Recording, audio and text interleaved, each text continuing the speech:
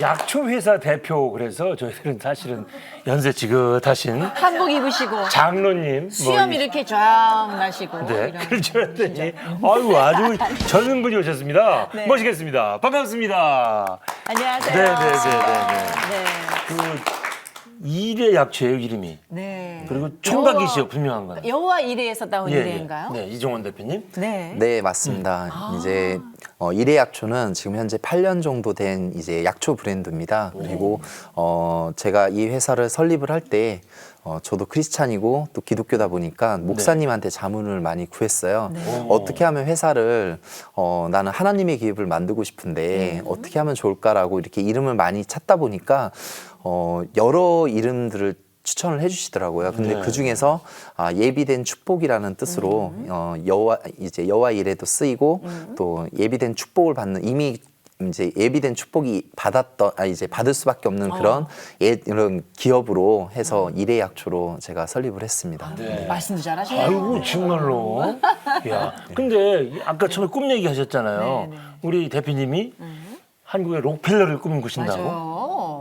어떻게 그런 꿈을 네. 언제 어떻게 꾸게 되신 거예요?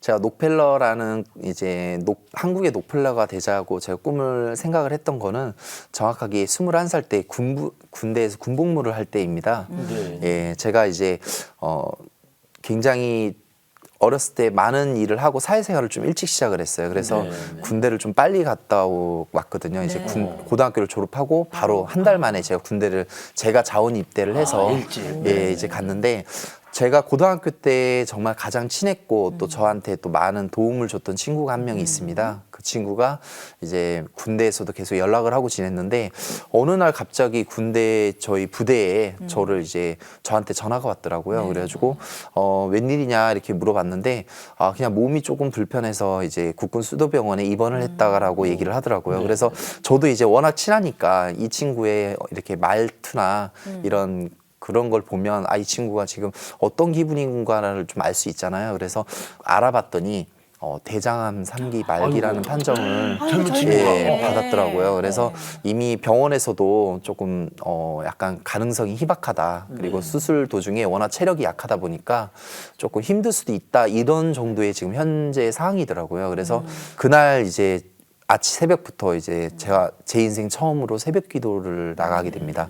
그래서 교회 가서 새벽 기도를 하고 기도를 해서 이제 한데 수술 날짜가 잡혔더라고요. 그리고 중간에 전화 통화로 이제 아버님이랑 통화를 계속하면서 상황을 지켜봤는데 1차 수술은 실패로 끝났어요. 왜냐하면 도중에 너무 이게 맥박수도 떨어지고 이렇게 가다간 위험하다. 그래서 2차를 준비하는데 정말 운이 좋게 서울대학교 병원에 있는 병원 의사님이 이제 어떻게 아는 인맥을 통해서 한 수술을 해보겠다.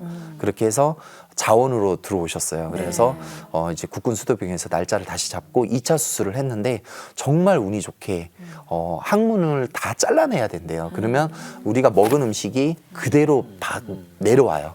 몇 시간 후에 바로 조절을 할 수가 없는 거죠. 항문을 다 잘라내면.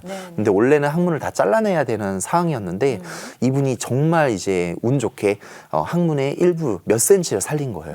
그래서 지금은 이제 정상적으로 직장 생활도 하고 이렇게 하면서 하고 있어요. 그래가지고. 근데 그거 친구의 이제 그런 상황하고 록펠러의 꿈하고는 그러니까. 어떤 연관이 있는 건가요? 제가 그 상황을 느끼면서 제가 뭐를 느꼈냐면 사람의 인생이라는 게 한순간이라는 걸 느꼈고요. 첫 번째는. 두 번째는 하나님이 언제든지 하나님이 나를 데리고 가실 수도 있고 또 살려주실 수도 있고 그러니까 한마디로 사람 인생은 어떻게 보면 하나님 앞에는 아무것도 아니라는 거를 저는 하나님께 느꼈어요. 달려있죠. 네, 그래서 또 하나님이 제 기도를 들어주셨고 또 많은 분들의 기도를 들어주셔서 이 친구가 지금 또 잘 살고 있지만 제가 더더욱 하나님한테 더 신앙적으로 하나님을 믿고 모든 걸 하나님한테 맡기고 가야 되는구나. 내 인생이라는 게 나의 인생이 아니구나라는 거를 느꼈습니다. 그리고 그때 이제 우연히 이제 책을 이렇게 다른 분이 추천을 해서 녹펠러라는 책을 받게 됩니다. 그래서 거기 이제 11조 얘기도 나오고 그리고 녹펠러라는 분이 어마어마한 부를 누렸지만 결국에는 하나님 앞에서 아무것도 아니라는 그러면서 병원에서 한 소녀가 이제 아픈데 병원비가 했던 그 모습을 보고 뭔가 이제 내가 하나님이 주신 이 복을 갖고 어려운 사람을 도와줄 수 있다면 그것 또한 하나님에 대한 전도고 하나님의 사랑을 전도하는 거구나라는 거를 그 책에서 봤습니다. 그리고 처음 이제 그 어마어마한 꿈을 꾸게 되는 시기가 그래서 됐죠. 한국의 록펠러가 네. 꿈이 되셨군요. 역시 책을 많이 읽어야 근데- 돼요. 근데 너무 멋있어요. 요즘에 사실은 젊은 청년들이 교회를 자꾸 떠난다 그러잖아요. 그냥 이렇게 좀 반듯하게 신앙생활하는 젊은이들을 보면 너무 예쁘고 궁금해집니다. 어떻게 하나님이 만나 주셨을까? 네. 본격적으로 얘기를 좀 풀어보도록 하겠습니다. 그럼 언제 어떻게 신앙생활을 시작을 하신 거예요? 저는 이제 저희 가족들이 우리 아버님부터 시작해서 이제 조상 대대대로 다 불교 집안이었어요. 그러다 보니까 솔직히 교회랑 연관을 지을 수 있는 부분은 없었습니다. 기독교를. 근데 제가 경상북도 청도에서 조금 어린 시절을 보냈어요. 이제 태어나서 초등학교 3학년 때까지 거기서 보내고 이제 3학년 때 서울을 왔는데 시골은 워낙 시골이다 보니까 교회가 없었어요. 근데 어느 날 이제 교회가 생겼더라고요. 네. 조그마한 교회가 생겼고 이제 초코파이를 나눠주더라고요. 학교 끝나고. 네. 네. 근데 그 나이 초등학교 이제 2학년 때 유혹적이죠, 네. 초코파이. 초코파이가 유혹주제 그 네. 정이라 써 있는 말과 네. 그리고 굉장히 또 맛있잖아요. 그러다 보니까 이제 교회에 나오면 더 많은 이제 초코파이와 또 이런 거 하면서 이렇게 하나님도 하면서 기도도 하고 막 이런 얘기를 하시더라고요. 네. 근데 그 당시에는 제가 기도도 잘 모르고 또 하나님도 잘 모르고 그리고 초코파이 하나 보고 이제 가게 됐습니다. 근데 네. 할머니 할아버지한테는 당연히 말을 안 하고 갔겠죠. 불교 집안이니까 그러니까 혼날까 봐. 예, 그러다 보니까 워낙 시골이다 보니까 이제 친구를 만나고는 싶은데 그런 친구를 만날 장소는 없고 근데 또 거기 가니까 친구가 있고 예 그래서 이제 시작을 하게 된 것 근데 같아요. 초코파이가 위대한 게 이렇게 초등학생을 교회로 불러들이기도 하고 군대에서도 왜 초코파이가 네, 굉장히 네. 또 귀하고 요즘은 그거 먹는 피자빵. 게 또 예, 요즘은 또 그렇잖아요. 피자빵 근데 나옵니다. 북한도 지금 초코파이로 무너지고 있잖아요. 초코파이가 뭐 어마어마하게 인기여서 뭐 장마당에서 팔리고 참 그런 식품 하나도 큰 일을 하는데 지금 어쨌든 이런 약초로 또 아주 큰 일을 지금 진행을 하고 계시잖아요. 네네. 그죠? 근데 이제 인격적으로 하나님을 만난 건 언제였는지 초코파이 말고 네, 얘기 제가 좀 이제 해주세요. 인격적으로 하나님을 조금 더 진실되게 또 마음을 담아서 만난 거는 아까 초반에도 얘기를 했지만 그 친구가 아픈 뒤부터였어요. 이제 저의 기도 제목을 들어주셨고 그리고 저에게 새로운 꿈을 어떻게 보면 주님이 주신 거라고 저는 생각을 합니다. 네. 제가 찾은 게 아니고 주님이 주신 거고 초등학교 때 초코파이로 저를 유혹을 해서 교회를 갔지만 그것 또한 하나님이 예비하신 거라고 저는 믿고 있어요. 하나하나 저를 하나하나 한 단계 한 단계 천천히 이렇게 저를 인도하신 거라고 믿고 저에게 새로운 꿈을 주시니까 그래서 더 설레더라고요. 그럴 때부터 제가 이제 성경책을 보게 되더라고요. 그러면서 목사님이 시편과 잠언을 많이 읽으면 지혜가 생긴다라는 얘기를 많이 들었었거든요. 그래서 제가 이거를 읽기 시작한 거는 솔직히 지혜를 얻고 싶어서 읽기 시작을 했고요. 그리고 그 뒤로부터는 자연스럽게 이제 성경책도 보게 되고 또 찬송가도 듣게 되고 그러면서 또 기도 시간이 점점 늘어나더라고요. 그러면서 가족을 위해서 기도하고 다른 누군가를 위해서 중보 기도를 하게 되더라고요. 그렇게 되면서 이제 신앙심이 점점 두꺼워지더라고요. 근데 사실은 저는 성경 공부를 제대로 받은 적은 한 번도 없어요. 그리고 항상 교회를 가면 이 청년부나 뭐 고등부나 이런 데 소속이 돼서 같이 공부하고 그러는데 그런 걸 제가 못했어요. 왜 그러냐면 워낙 또 주말에도 제가 아르바이트를 하고 항상 일을 하면서 교회를 다녔거든요. 그러다 보니까 예배만 드리고 헌금만 드리고 이렇게 오는 정도. 그러다 보니까 이제 집에서 진지하게 기도하는 시간과 그리고 제가 나 혼자 스스로 기도하는 시간이 이제 많아지는 시간이 많아지더라고요. 예. 그러니까 지금 얘기를 들어보면 고등학교 졸업하고 그냥 바로 군대 가고 나와서 일찍 그러니까 세상에 뛰어든 거잖아요. 네네. 뭐 남들처럼 뭐 대학교 가서 뭐 미팅하고 좀 놀러도 다녀보고 한 건 없이 그냥 좀 남과 좀 다른 평범하지 않은 청년 시절을 보냈던 것 같은데. 네네. 그죠?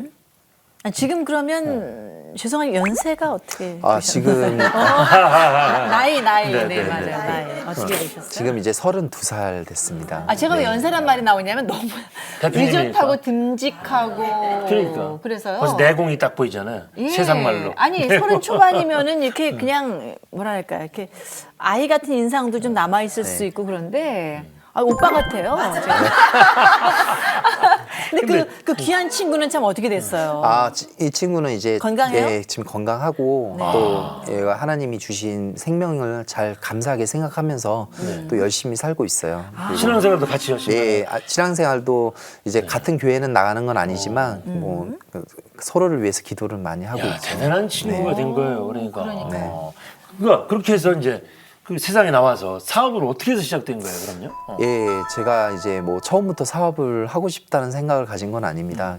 제가 이제 고등학교 때 조리과를 나왔습니다. 그래서 조리과를 나와가지고 이제 요리를 3년 동안 열심히 학교에서 배웠어요. 근데 이제 뭔가 내 돈을 벌고 싶다는 생각이 좀 들더라고요. 아유, 역시 다른데요. 그래서 근데 좀 남달라요. 예. 그 나이에는 엄마 또 용돈 했는데 좀 돈을 벌고 특이하시. 싶다는 생각이 네. 들죠. 특이하신데. 저도 제가 좀 특이하다고 생각해요. 사업가 체질이시네요. 사업가 체질. 저희 집이 이제 한창 조금 힘들었어요. 그때 이제 초등학교 때 제가 처음 서울 올라왔을 때도 가정 형편이 좀 힘들었고 그리고 중학교, 고등학교 때도 좀 힘들었어요. 그런데 제가 이제 힘든 거를 엄마 아빠를 통해서 말은 안 하지만 알 수가 있었거든요. 알죠. 예, 그래서 그때 이제 저희 어머니가 허락을 해주셔서 제가 이제 전단지 아르바이트를 시작을 합니다. 그래서 하루에 1시간, 그럼 점점 2시간, 그러면서 이제 아파트 단지를 도는 거를 하게 되고 참 신기하게도 그 나이 때에 왜 그런 생각을 했을까라는 생각은 했지만 정말 열심히 했어요. 그래서 매출이 사장님도 좀 올라갔나요? 매출은 저도 잘 모르겠는데 시급이 올려주시더라고요. 그리고 제가 되게 신기한 게 중학교 1학년 때 시작을 해서 3년을 전단지를 했어요. 그러니까 한 가게에서 한 건 아니고요. 기본 6개월 그리고 또 다른 가게에 또 가서 하고 했는데 저는 전단지를 제가 버리지를 않았거든요. 보통은 이제 1000장을 받으면 300장은 어디다 딱 버리고 이렇게 하는 경우도 있는데 전단지계에서는 이게 서로 스카우트 하려고 그랬구나. 우리 대표님을 그죠? 믿음직한. 전단지 전문가가 되셨네. 그러니까. 그래가지고 참 그게 어떻게 보면 저한테 굉장히 밑바탕이 되다 보니까 돈 벌기가 쉽지가 않다는 거를 처음 빨리 깨달았어요. 큰 공부하셨다. 그래서 참 100원, 1000원짜리 한 장 쓰는 것도 되게 아깝더라고요. 그래서 이제 제가 버는 거에 일부는 어머니한테 드리고 제가 또 개인적으로 모아서 그렇게 해서 이제 중학교는 그렇게 해서 하고 중3 때 이제 더 이상 이제 전단지에서 배울 게 없다는 걸 느꼈어요. 그러면서 왜냐면 이제 똑같은 것만 계속 하니까 노하우가 생기고 똑같은 거 하니까 이제는 뭔가 새로운 걸 해야 되겠다 하는데 정말 또 그게 인연인지 모르겠지만 갈비집 설거지로 들어갔어요. 근데 그 당시에 제가 키가 조금 컸거든요. 그래서 뭐 이런 말 하면 안 되겠지만 고등학교 1학년이라고 약간 이제 거짓말을 하고 왜냐면 중학교는 안 써줬어요. 고1부터 써준다고 써있더라고요. 그래서 근데 너무 배우고는 싶은 거예요. 그래서 또 주방은 어떻게 돌아갈까 그러면 이런 것도 궁금하고 그리고 대단하시다. 가장 큰 거는 시급이 셌어요. 예. 그래서 이제 기존에 전단지는 많이 했으니까 이제 가자. 그러면서 이제 갈비집 설거지를 들어왔는데 정말 많이 울었어요. 왜요? 왜냐면 전단지랑 또 틀리더라고요. 거긴 조직 생활이잖아요. 전단지는 저 혼자 붙이잖아요.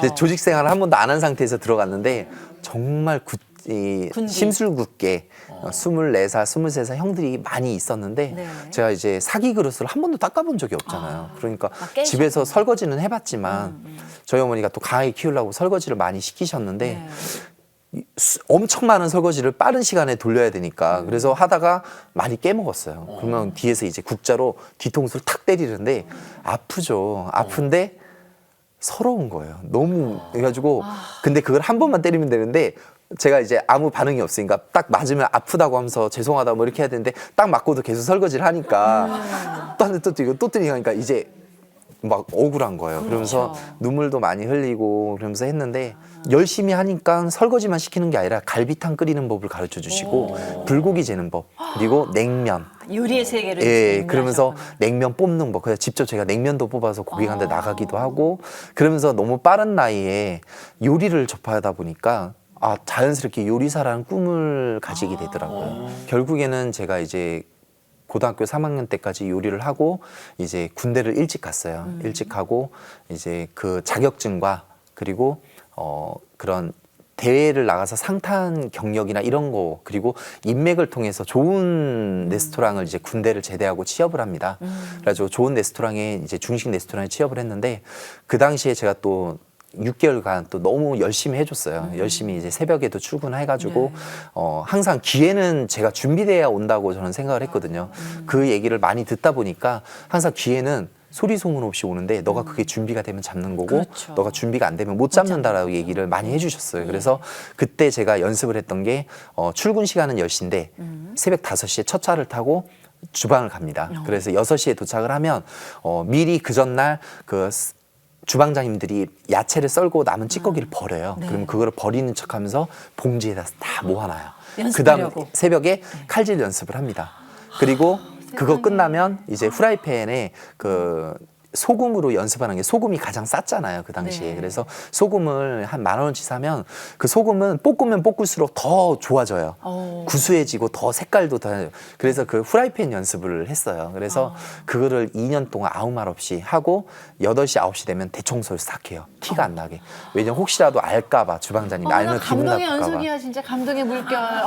세상에 너무너무 근데 대단하시다. 그러면 그렇게 해서 네. 자격증도 잘 땄고 저렇게 인맥까지 다 만들었는데 왜 요리계를 안 떠났어요, 그럼? 그때 이제 제가 그 친구의 일을 겪었잖아요. 마음속에 록펠러라는 꿈을 항상 갖고 있었지만 내가 우선은 배웠던 기술이 요리니까 우선 요리로 취업을 했지만 항상 어떻게 하면 내가 그거를 준비를 할까? 록펠러처럼. 근데 요리사로는 내가 한정이 될 것 같다는 생각이 들었던 게 아침 일찍 뭐 거의 7시, 6시에 나가서 밤 10시, 주말에는 쉬지 못하고 일하고 일주일에 한 번 쉬는데 그 한 번도 피곤하니까 뭔가 내가 공부할 시간이 없는 거예요. 그러면서 내가 이렇게 계속 10년을 일하면 내 월급은 물론 뭐 400이든 500이든 내가 일으킬 수는 있지만 과연 누군가를 도와줄 수 있는 것까지의 능력은 되지 않겠구나라는 생각이 들더라고요.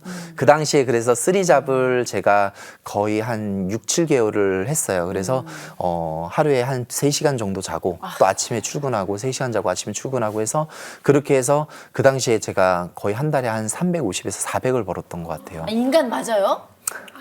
그 당시에 저도 어떻게 그렇게 했는지는 모르겠어요. 그때도 신앙생활을 했어요? 그래도 저는 이제 주일은 꼭 지켰던 것 같아요. 그래가지고 그것도 하나님이 인도하신 것 같고 복이었던 것 같습니다.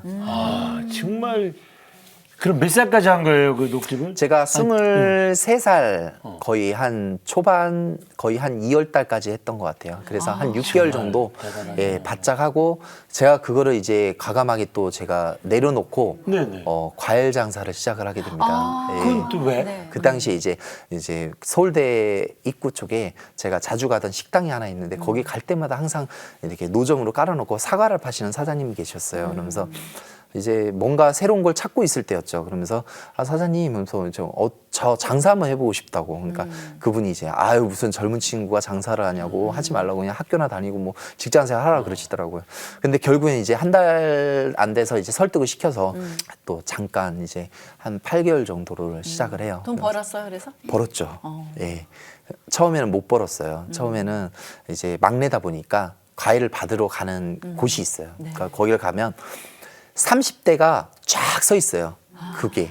근데 제가 분명히 일찍 갔거든요. 전 한 거의 3번째 갔어요. 3번째 차를 세워놨는데 차 뒤로 빼. 딱 그러는 거예요. 그러면서 서열이 있구나. 예. 저 끝쪽에 주사를 하래요. 맨 뒤도 아니고 저 끝에다 주차를 하래요. 그리고 다 날르는 거예요. 짝을 다 실어주는 거예요. 심부름까지? 예. 다 놔주고 이제 장사 끝난 이제 그 과일 실는 시간이 11시부터 1시까지예요. 밤에 실어요.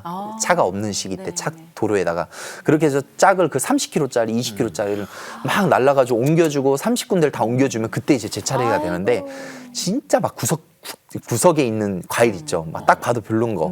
그런 거를 제 차에 딱 실어주는 거예요. 많이 팔고 와. 딱 그러는 거예요.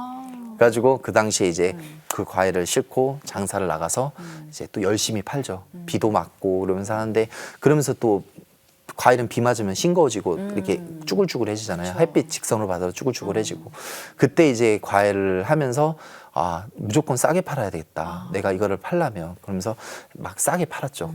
기존의 과일 가게보다 더 싸게 팔았어요. 그래서 아침에는 아파트 단지에서 장사를 했고요. 낮에는 왜냐하면 노점이라서 단속이 많이 걸려요. 그러다 보니까 그리고 이제 아침 점심까지는 아파트 단지만 돌고 저녁에는 이제 공무원들이 퇴근하니까 역 앞에다 세워놓고 시장 앞에다 세워놓고 그리고 이제 퇴근하는 사람들을 상대로 네. 장사를 합니다.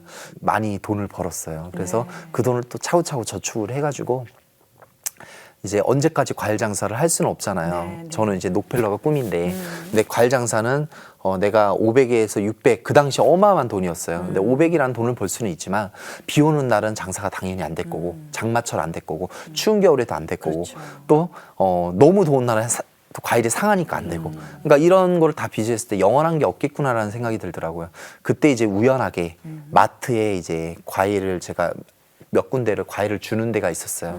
그러면서 이제 마트를 갔는데 어떤 할아버지가 이제 그 약초를 깔아놓고 판매하는 걸 보고 이게 뭘까 신기하고 그 당시에도 호기심이 많은 나이였고 그러면서 보게 됐죠. 그러면서 꼬치꼬치 물어보죠. 아 이거 어떻게 팔아요? 뭐 잘 나가요? 판매가 어때요? 그러면서 관심이 생기기 시작을 했어요. 그러면서 알아봐야 되겠다 이거를. 그러면서 인터넷에 약초도 쳐보고 하는데 너무 우리 일상이 가까이 있더라고요. 저희 어머니도 이미 둥글레차를 끓여 먹고 있고 그럼요. 보리차, 결명자, 칡차를 끓여 먹고 있더라고요. 예. 그러면서 뭔가 건강하고 관련도 되고 또 저 건강에 애착이 또 심했거든요. 친구 일도 있고 또 이렇게 건강을 위해서 이렇게 봉사하는 사람이 되고 싶다는 생각도 들었고 그때 아이템이 딱 맞아 떨어진 거예요. 좋다. 그래서 그때 제가 23살 11월 달에 창업을 하게 됩니다. 네. 잠시 후 나이가 어리다 보니까 큰 거래처 뭐 백화점이라든지 이런 데 영업을 할 때 굉장히 무시를 많이 당했어요. 매일매일 전쟁이었어요. 내년에도 똑같다면 나는 정말 자질이 없는 사람이라고 저는 딱 내 스스로 못을 박았어요. 더 포부를 갖고 했죠. 청년 기업이기에 그에 따른 어려움도 많았던 그이지만 제 마음속에 항상 제가 갖고 있던 게 하나가 있어요. 감사함이라는 거를 저는 항상 갖고 있었거든요. 제가 여기까지 이 자리까지 오게 된 것도 하나의 하나님이 인도하신 거라고 생각을 합니다. 그래서 항상 내가 하나님한테 감사해야 된다는 걸 항상 마음속에 깊이 갖고 있었어요. 매 순간마다 도와주신 하나님께 감사하는 이종환 대표의 이야기. 지금 바로 공개합니다.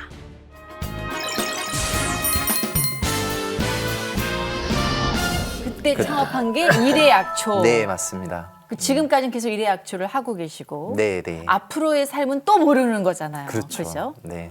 아 정말 대단하세요. 지금 이게 간중 시간인데 이거 사업을 어떻게 해야 되는지 막 공부하는 것 같다는 생각이 들고 너무 재밌고 하여튼 이것저것 경험하고 하는 건 다 이제 스스로 판단해서 한 거잖아요. 네.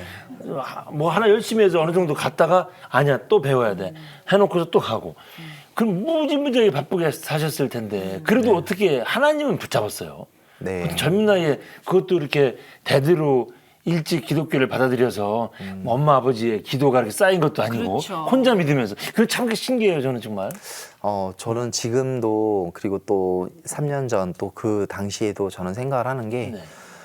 제 마음속에 항상 제가 갖고 있던 게 하나가 있어요. 이것만큼 변하지 않았어요. 세월이 흘러도 감사함이라는 거를 저는 항상 갖고 있었거든요. 왜 그러냐면 제가 그 친구가 살아난 것도 하나의 감사함이고 제가 어렸을 때 꼭 초코파이를 통해서 교회를 갔지만 그것도 하나님이 나를 인도하신 거에 대한 감사함이고 그리고 제가 어렸을 때부터 그렇게 아르바이트를 하고 그렇게 사회생활을 일찍 시작을 하고 또 나름 뭐 고생은 아니지만 그런 경험을 통해서 사회를 조금 일찍 배웠다는 거 그리고 제가 여기까지 이 자리까지 오게 된 것도 하나의 하나님이 인도하신 거라고 생각을 합니다. 그래서 항상 내가 하나님한테 감사해야 된다는 걸 항상 마음속에 깊이 갖고 있었어요. 제가 뭐 신앙생활이 오래된 것도 아니고 또 누군가가 저한테 멘토링을 해준 것도 아니지만 항상 우리 부모님이 저한테 교회를 못 가게 했지만도 제가 교회를 간 것 또한 하나님이 나한테 인도해 주시고 내 마음을 만져주셨다고 생각을 합니다. 그리고 그런 감사함이 쌓이고 쌓이다 보니까 불평불만이 없어지더라고요. 그리고 나를 비난하는 일도 없어지고 남을 비난하는 일도 없어지고 남을 미워하는 일도 없어지고 그리고 지금 내가 100만 원을 벌고 50만 원을 벌어도 내가 지금 빵을 먹어도 감사하게 되더라고요. 그러면서 감사하다 보니까 교회 나가는 것도 감사하게 되고 그러면서 일주일에 한 번씩은 무조건 하나님을 위해서 기도하고 예배드리는 시간을 갖자. 그러면서도 나름 흔들리는 시기도 많았어요. 네. 예, 뭐 큰 영업을 땄는데 거기서는 주말에도 일을 하길 바라고 그래서 또 마트다 보니까 저희가 유통이다 보니까 마트 쪽 유통이다 보니까 마트에서는 주말에 매출이 제일 많은데 왜 쉬냐 그러면서 주말에 당장 나와라 그래서 주말에 제가 일을 하게 되는 경우도 있었고요. 그러면서 그런 시험도 있었고 그렇게 하면서 제 스스로 그거를 만들어 갔는데 한편으로는 제 스스로 만들어 갔지만 이게 하나님이 안 보이는 곳에서 저를 만져주셨다고 생각을 합니다. 그래서 정말 감사한 거죠. 누군가를 통해서 만져준 것도 아니고. 지금 32살 먹은 대표의 간증 가지고 한 세상 경험 충분히 하신 한 50 넘으신 분의 간증 같다는 생각이 자꾸 들어요. 근데 사실 젊은 나이에는 주변의 친구들은 뭐 재밌는 일도 많고 유혹도 많잖아요. 네네. 그 고생해서 조금 자리 잡아놓으면 또 좀 돈도 좀 쓰고 싶고 좋은 것도 좀 누리고 싶고 그거 어떻게 다 이겨내셨어요? 그러니까요. 전 정말 너무 신기해요. 그것도 저도 신기해요. 네, 근데 항상 좀 간절한 꿈이 있었던 것 같아요. 네, 내가 20대 조금 힘들어도 친구들 놀 때 내가 조금 일을 해서 30대는 더 나은 삶을 살고 40대는 더 나은 삶을 살고 내가 30대 어떤 계획과 40대 어떤 계획을 다 짜놨었어요. 그리고 거기에 대해서 저는 저희 집에 아직도 이게 종이에다가 써놨어요. 내 10가지 꿈 그리고 내가 해야 되는 일들 그런 것들 다 적어놓고 그렇게 해서 매일 아침마다 그걸 보고 나가고 그리고 또 기도가 가장 큰 힘이었던 것 같아요. 이제 저희 목사님이 저한테 다른 얘기는 많이 안 하시고 딱 그것만 얘기했어요. 11조. 그리고 11조는 너의 돈이 아니라 하나님의 돈이고 하나님이 주신 거기 때문에 당연히 하나님한테 드려야 되는 거다. 그 10분의 1을 드리고도 나머지 9는 너 거 아니냐. 그러니까 10분의 1만큼은 하나님께 당연히 드려야 되는 거다. 아까워하면 안 된다. 기분 좋게 즐거운 마음으로 드려야 된다는 것과 두 번째는 그 주일 지키는 거. 주일은 하나님이 6일간은 너가 일을 하고 하나님을 이렇게 하나님께 온전히 바치는 일이기 때문에 어떠한 일이 있어도 일을 하면 안 된다. 하나님께 바치고 하나님을 위한 시간, 기도하는 시간이다. 그리고 세 번째는 첫 열매. 첫 열매는 하나님께 드려야 된다. 첫 수익이 하나님, 첫 열매 하나님. 그래서 하루에 첫 시간은 하나님께 드려야 된다는 거를 딱 그 세 가지를 저한테 인지를 시켜주시는데 너무 와닿는 거예요. 그래서 그거를 지켰어요. 첫 시간을 어떻게 하나님께 드리시죠? 일어난 다음에 기도하는 습관. 예, 저는 그래서 아침에 일어나면 세수하기 전에 물 먹기 전에 무릎 꿇고 기도를부터 시작을 해요. 그러면서 그게 하루가 되고 한 달이 되고 1년이 되니까 그게 정말 저한테 어마어마하게 정말 이렇게 기둥 같은 역할을 해주시더라고요. 그래서 하루 오늘 시작을 하는데 또 이렇게 숨을 쉬게 해주시고 항상 감사함으로 기도를 해서 감사함으로 끝나거든요. 제 기도가. 그래서 숨 쉬게 해주시고 또 이렇게 활동하게 해주시고 오늘 또 하루를 시작하게 해주셔서 너무 감사하고 또 오늘 마무리하는 시간 동안 운전하는 시간 동안 운전 조심하고 만남의 축복 좋은 사람 만나게 해주시고 그리고 또 제 주변에 있는 사람들이 행복하고 저희 가족들이 빨리 하나님 믿을 수 있는 날이 올 수 있게 해달라고 그렇게 기도를 시작을 해요. 그러니까 마음의 심지가 좀 강해지더라고요. 아니, 또 단점이 뭐 있어요? 아니, 단점이 없는 것 같아요. 아니, 신앙도 좀 이렇게 오롯하게 잘 성장을 하고 잘 지켜내고 생활적으로도 너무나 성실하고 아니, 어떻게 이런 사람이 다 있죠? 아니, 근데 일에 지금 약초를 8년간 이렇게 경영을 하시면서 가장 서럽고 힘들었고 뭐 일했을 때 어떤 뭐 기억나는 일이 있나요, 혹시? 네, 많죠. 예. 우선은 뭐 매일매일 전쟁이었어요. 어떻게 보면. 그러니까 하나님한테 기도드릴 때는 당연히 편안하고 기분 좋은 마음으로 기도를 드렸지만 나이가 어리다 보니까 큰 거래처 뭐 백화점이라든지 이런 데 영업을 할 때 굉장히 무시를 많이 당했어요. 사업자 등록증을 보여줘도 뭐 몇 년 안 된 회사네, 뭐 자본금이 작네부터 시작을 해서 그리고 나이가 어리니까 뭐 이렇게 바깥에서 기다리게 한다든지 그리고 무시를 많이 그런 부분에서 무시를 많이 당했고 그리고 또 지방 같은 경우는 마트에서 행사를 잡았어요. 그래서 우리는 큰맘 먹고 주유비랑 이 기름을 투자를 해서 내려갔는데 죄송해요. 연락을 못 드렸네요. 예정이 다른 업체가 들어오기로 이미 돼버렸어요. 죄송합니다. 그때 과연 내가 더 회사가 크고 나이가 있는 그런 뭐 CEO였더라면 과연 그렇게 행동을 했을까라는 생각도 좀 들고 그런 부분에서 서러운 부분도 많았고요. 가장 서러웠던 거는 내가 모든 청년 기업이 가장 힘든 거는요 돈이거든요. 자본이에요. 결국에는 정말 끝없이 투자를 해줘야 돼요. 펀딩이죠. 한마디로 돈이 여유가 있어야 그만큼 제품도 더 만들고 그렇죠. 그만큼 돌아가죠. 직원도 더 유능한 직원도 뽑을 수 있는데 워낙 적은 금액으로 시작을 하다 보니까 제 개인적인 월급까지 투자를 하면서도 했지만 항상 돈에 부족했어요. 직원들 급여 나가고 결제하고 물건 사고 광고하고 마케팅하고 또 새로운 매장 오픈할 때마다 비용이 들어가고 그러면서 직원들 급여가 밀리면 안 된다는 게 저 철칙이지만 항상 빠듯했어요. 네. 그래서 제가 지금까지 살면서 청약저축을 4번을 깼어요. 네. 네. 3번째 깨고 3번째 깼을 때는 어떻게 위기를 넘기기 위해서 깼고 2번째 깼을 때는 또 요번에 또 깨야 되겠다 하고 또 깨고 3번째 깼을 때 또 깨고 근데 마지막 때는 정말 화가 나더라고요. 그러면서 왜 이거를 내가 계속 깨야 될까라는 생각이 들더라고요. 물론 직원이 늘고 제품 수가 늘는 건 생각 안 하고 막 내 자신이 하면서 이걸 언제까지 이렇게 해야 될까 하면서 제 스스로 저한테 약속하는 편지를 썼죠. 내 인생의 마지막 청약저축이 깨지는 날이다 생각을 하고 올해 이 모습이 내년에도 똑같다면 나는 정말 자질이 없는 사람이라고 저는 딱 내 스스로 못을 박았어요. 그만큼 더 열심히 뛰어서 내년엔 더 발전하고 내년엔 더 발전하고 더 성장해야 된다. 그거밖에 없구나.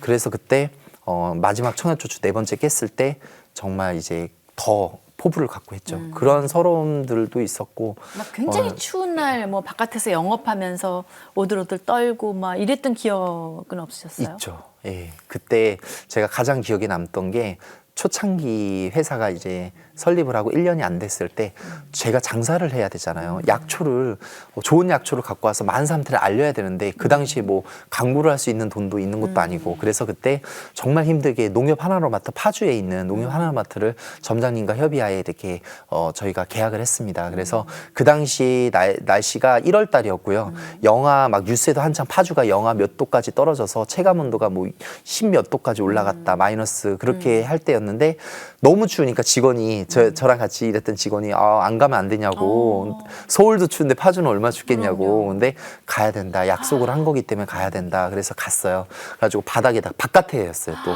텐트도 없었어요. 그냥 마트 딱 지붕 쳐져 있는데 거기서 쫙 깔아놓고 시식을 하는데 뜨거운 이 차를 끓여가지고 딱 그걸 딱 떠서 조인컵에 따르는데 거기에 고드름이 이렇게 딱 오는 거예요. 그 정도. 처음 얼마나 봤어요 그때. 추웠으면. 그리고 세상에. 내복을 2겹을 껴입고요. 양말을 3겹을 껴입었는데도 막 온 뼈가 시린 거예요. 그때 정말 너무 추우니까 그 직원도 춥고 나도 춥고 막 그러니까 그리고 사람들도 쳐다보지 않은 거야 추우니까 막 이렇게 뭔가 따뜻해야 여유 있게 쳐다보고 설명도 그렇죠. 듣고 그러는데 그래가지고 너무 추우니까 그 당시에 트럭에 과일 장사할 때 샀던 트럭 아직도 있습니다. 네. 그 트럭이 그래가지고 그 트럭에 히터를 히터를 켜놓고 한쪽에다 켜놓고 5분에 한 번씩 10분에 한 번씩 서로 교환을 하면서 녹이고 들어가고 그대로. 녹이고 그대로 그때 너무너무 추운데 그걸 아직도 잊을 수도 없지만 네. 너무너무 힘든데도 너무너무 즐거운 거예요. 왜냐하면 이 히터 하나가 있다는 것도 너무 행복하고 감사하고 그러니까 매출을 떠나서 이게 존재한다는 것 자체가 너무 행복한 거예요. 그러니까 딱 차 안에 들어오면 행복한 거예요. 따뜻하게 하고 그럼 또 직원이 빨리 나오라 그래요. 그럼 또 나가고 그런 정말 네. 저한테 소중한 추억이자 또 경험이 있었던 것 같습니다. 우리 이종원 대표의 이 그 삶과 신앙생활 얘기를 듣다 보니까 갑자기 어느 목사님이 설교에서 들은 인용한 얘기가 좀 생각이 났습니다. 그러니까 일을 할 때는 내가 다 하는 것처럼 모든 거를 미친 듯이 일을 하고 기도할 때는 하나님이 다 해준다고 생각하고 미친 듯이 매달려서 기도하라고 그 두 가지를 그렇게 양립하라고 하시는 그 얘기가 딱 그러니까 이렇게 열심히 일하시는 것을 이제 세상에서도 인정을 하나 봐요. 작년에 상을 많이 받으셨다면서요. 어떤 상 받으셨어요?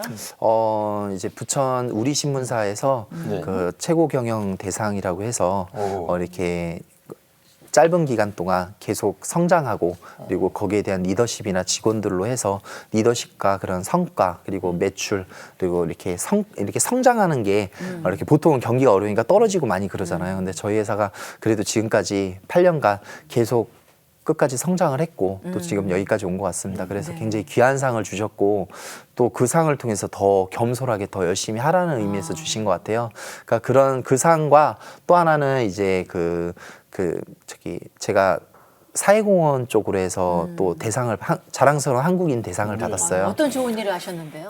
저희가 저는 이제 록펠러라는 꿈을 갖고 나중에 돈 많이 벌었을 때 어려운 사람을 도운 걸로 꿈을 꿨는데 그게 언제가 될지 모르잖아요. 근데 저는 빨리 지금 뭐라도 실천을 하고 싶을 때 그리고 사람이라는 게 흔들리잖아요. 항상 완벽하지 않다 보니까 내가 그 기간 동안 나중에 성공해서 해줄래, 성공해서 도울래라고 생각을 하고 막상 성공을 했는데 마음이 바뀔 수도 있잖아요. 또 많이 번다는 기준이 없잖아요. 그렇죠. 얼마가 많이 번 거야? 네. 세계에서 제일 1등? 아니면 애매하잖아요. 네, 그래서 뭔가 내가 지금 당장 시작을 할 수 있는 게 뭐가 있을까 시작을 하면서 독거노인 지원센터에 쌀을 기부를 하게 되고요.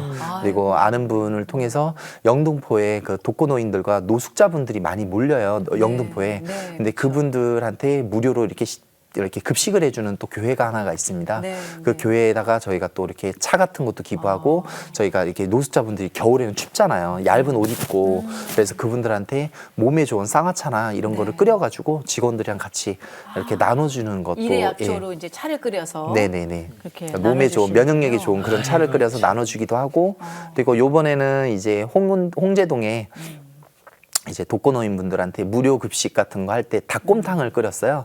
이제 저희가 한 건 아니고 또 어느 기관 단체에서 하는데 저희한테 연락이 왔더라고요. 그래가지고 좀 이렇게 도와줄 수 있냐. 그래가지고 제가 흔쾌히 도와주겠다. 그래서 약초를 이제 무료로 기부를 했습니다. 그래서 그 약초를 넣은 정말 몸에 좋은 닭곰탕을 끓였고 거기에 플러스 저희가 이제 노숙자분들한테 뭐를 주면 좋을까? 우리가 할 수 있는 게 뭐가 있을까 하다가 쌍화탕이 또 겨울에 추울 때 으시으시 추울 때 먹으면 굉장히 또 하나의 그 몸에 좋은 거잖아요. 그래서 가장 좋은 원료로 가장 깨끗한 시설로 갖추신 곳에다가 우리가 의뢰해서 쌍화탕을 해서 그때 이제 거의 한 300명 분을 이제 준비를 해가지고 나눠드렸어요. 그래서 그런 행사도 하다 보니까 그게 어떻게 이제 또 뭐 광고하고 그런 건 아닌데 이렇게 알려져서 이렇게 아는 분을 통해서 이렇게 상을 주신 것 같아요. 그래서 아유, 전 돼지 감자차하고 우엉차 늘 마시거든요. 그것도 있죠? 네, 있습니다. 아유, 앞으로는 일의 약초에서 제가 구입하도록. 아니 우리 이종원 대표 정말 이렇게 사람이 봐도 하는 것이 참 이쁜 청년인데 네. 하나님이 보시기도 얼마나 이뻐하시가라는 생각이 들고요. 네. 앞으로 하나님이 더 적극 뒤에서 밀어주시지 않을까 네. 이런 생각이 듭니다. 아니, 결혼은 참 하셨어요? 아니요, 아직 결혼은 안 했습니다. 사귀는 분은 안 계시고요. 네. 아유, 또 이 방송 나가면 또 전국 각지 믿음 좋은 처자들이 난리 또. 났네. 아유, 난리 네. 났어요. 아유, 네. 중매 서고 싶구만 그러네요. 이제 아이고 이제 슬슬 마무리할 시간이 다 됐습니다. 네. 자, 기도 우리- 제목 좀 네. 나눠주세요. 기도할게요. 우선은 지금 이제 제 꿈은 록펠러지만 우리나라에 굉장히 많은 어려운 분들이 계세요. 그리고 또 외롭기도 하고 지금 이 시간에도 외로운 분들이 계시고 그래서 그분들을 위해서 기도를 하고 싶어요. 희망을 좀 포기하지 않고 제일 좋은 거는 하나님을 빨리 만나서 거기에 대해서 그 희망을 하나님의 사랑으로 바꾸고 그렇게 해서 꼭 좋은 이렇게 다시 새로운 삶을 사시는 분들이 많이 늘어났으면 좋겠고요. 저희 일의 약초가 이렇게 하나님의 기업으로 성장을 해서 앞으로 세계적으로도 많은 우리나라의 좋은 농산물을 알리는 계기도 되지만 또 세계적으로 한국의 록펠러로서 또 이렇게 많은 분들한테 어려운 분들과 또 힘든 분들 또 이렇게 아픈데 치료를 못 받는 분들한테 많은 힘이 될 수 있는 그런 하나님의 기업이 됐으면 좋겠습니다. 그래서 그렇고 저도 한결같이 지금부터 그전까지 해왔던 거 지금부터 또 앞으로 10년 뒤 20년 뒤 이 마음이 변하지 않게 항상 하나님이 만져주셨으면 감사하겠습니다. 아이고 우리 뭐 이종원 대표님 큰 꿈이 네. 멋지게 잘 이루어지리라 믿습니다. 그럼요. 감사합니다. 하나님이 지금 아이, 들으셨고 네. 또 네. 많은 시청자들이 들으셔서 함께 중보하실 겁니다. 네. 오늘 귀한 시간 내주셔서 고맙습니다. 네, 감사합니다.